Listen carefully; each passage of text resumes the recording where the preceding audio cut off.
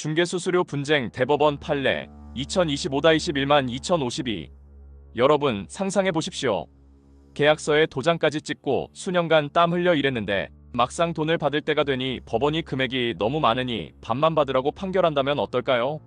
실제로 하급심에서 보수가 50%나 깎였다가 최근 대법원에서 이 판결이 뒤집힌 사건이 있습니다. 과연 대법원은 왜 이런 결정을 내렸을까요? 그 흥미진진한 법리 속으로 함께 들어가 보시죠. 이 사건의 중개인은 한두 달 일한 게 아닙니다.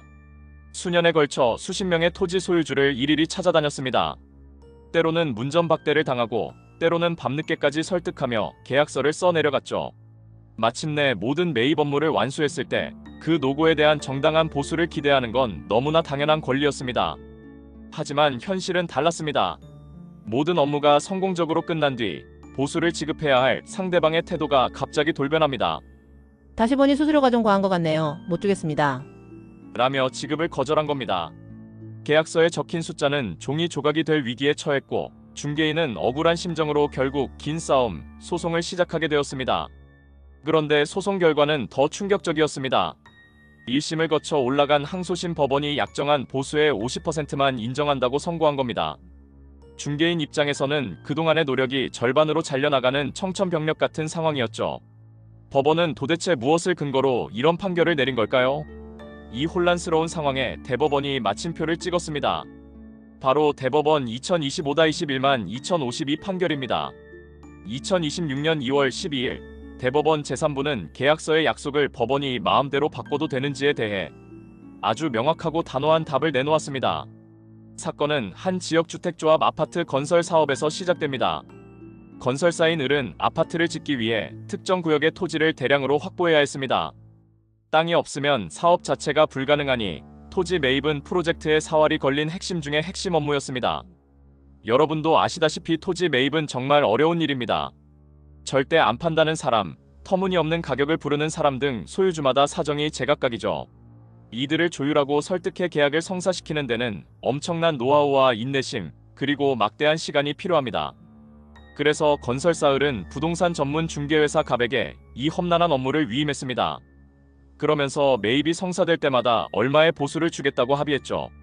양측이 충분히 논의하고 서로 동의해서 서명한 명백하고 정당한 약속이었습니다. 중개회사 갑은 최선을 다했고 마침내 모든 매입 업무를 성공적으로 마무리했습니다. 하지만 약속의 시간이 되자 건설사 을은 대금 지급을 회피하기 시작했습니다. 다 끝난 마당에 이제 와서 돈이 아깝다는 식이었죠. 과연 법은 누구의 손을 들어줬을까요? 여기서 잠깐 여러분의 생각을 묻는 퀴즈 하나 드립니다. 계약서에 적힌 중개보수를 안 줄 때 소송하면 무조건 전액을 받을 수 있을까요? 정답은 원칙적으로는 그렇지만 아주 예외적인 경우가 있다입니다. 우리 법에는 사적 자치의 원칙에 따른 계약 자유의 원칙이 최우선이지만 동시에 이를 제한하는 신의성실의 원칙이라는 브레이크도 있기 때문입니다. 광주지방법원 항소심 재판부는 바로 이 브레이크를 밟았습니다. 약정한 보수가 부당하게 너무 많아서 신의성실의 원칙, 즉 신의 측에 어긋난다고 판단한 겁니다. 심지어 당사자가 요청하지 않았는데도 법원이 직권으로 보수를 50%나 깎아버렸습니다. 민법 제2조에 규정된 신의 측은 상대방의 신뢰를 저버리는 방식으로 권리를 휘두르면 안 된다는 뜻입니다. 쉽게 말해 상도덕에 어긋나게 과도한 이득을 취하지 말라는 우리 사회의 상식적인 안전장치입니다. 하지만 이 원칙이 계약 자유라는 대원칙을 흔들 때는 매우 신중해야 합니다. 항소심 판결에는 치명적인 빈틈이 있었습니다. 보수를 깎으면서 내세운 근거들이 난이도, 노력, 이익 등을 고려했다는 식으로 지나치게 추상적이었습니다.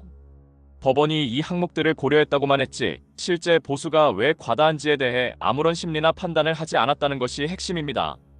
중개인이 얼마나 고생했는지, 건설사가 거래로 어떤 이익을 얻었는지에 대한 실질적인 조사가 전혀 없었습니다. 이건 마치 의사가 진료 기록도 확인하지 않고 여러 상황을 고려해 수술하겠습니다라고 결정하는 것과 마찬가지입니다.